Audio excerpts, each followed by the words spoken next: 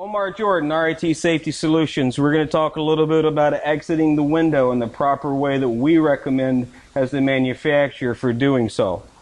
First, we're going to start off with a remote anchor. This anchor is away from the window, and there's a different hand placement for coming out of the window with the remote anchor as opposed to using a hook, a Crosby hook or a flash hook or the NARS hook. Okay, basically what we're wanting, the remote anchor, we want to have enough room to get to the descending device out of the window. Easy way of doing that without standing up here and looking out because fire is going to be blowing out the window. Okay, we're going to stay crouched down, and we're going to take the descending device and we're going to take it, we're going to pull it across our chest to the bottom of the floor where the wall and the floor meets. That's going to give us a very close estimate of getting out the window. Okay, that takes us out the window a good 6-8 inches, so that's fine.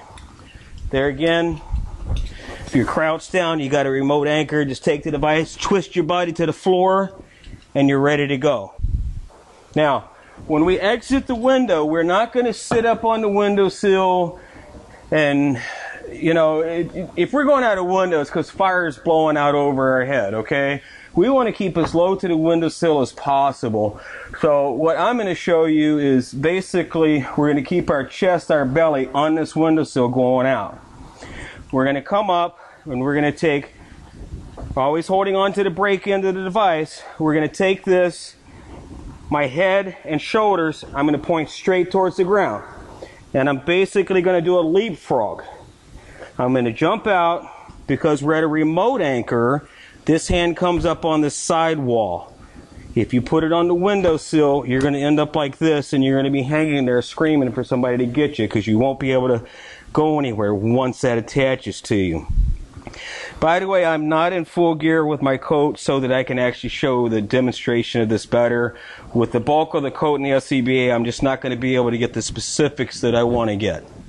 So when you're doing the training, always 100% full gear, secondary safety line, like what we're using with a competent belay person on the end. Okay, very, very important when you're doing any type of training, evaluation of product or demonstration. Okay, just to clarify that, that's why I'm not in full gear.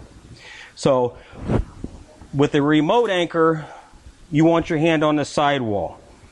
Okay, always. As soon as you have it up here, that's going to happen, and you're going to get hung up and you're going to be hurting. So remote anchor, I'm going to leapfrog over. I'm going to go all the way out until my left hand and my left leg are the only two things in the window.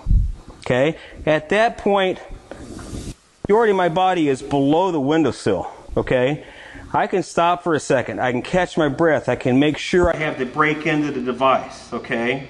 We're going to do this all in one smooth motion, okay, and we'll see how it goes. So while we're crouched down, we got the positioning of the descending device the way we want it, okay. At this point, we're still below the windowsill, okay, where we want to be. When I'm sure that I have our anchor and I have the descending device where I want, I need to find the sidewall, and at that point, I'm committed. This is what I was saying. I got my brake hand onto the sender. I'm out the window. I can take a look. I'm 100%. Now, I'm going to slowly let go. Weight on the system. Now, I've never let go of this. Okay? All I do from this point is I'm going to keep my knees on the wall. We do not want to do this. If you're using a hook, a Crosby hook, a flash hook, you have any rocking that could potentially loosen that hook, okay? So we want to just lower ourselves. This is a self-lowering system.